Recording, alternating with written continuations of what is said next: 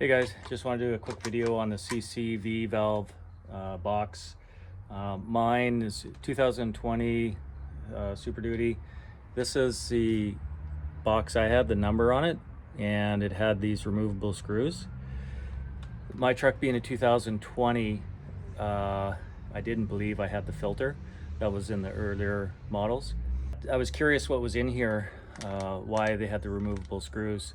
So I just took it off to have a look, and so I'll show you guys in case you have a similar box and you are curious as well, so you don't have to go through this.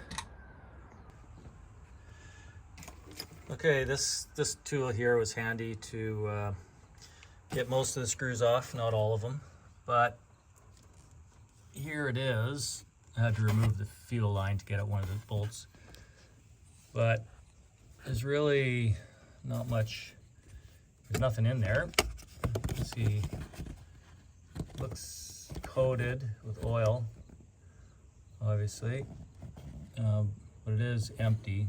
So I'll clean it up, put it back on. I'm thinking of doing not a reroute kit. I don't want oil kind of going all over the place. I'm considering doing the SPE, the new box they have that has a filter in it.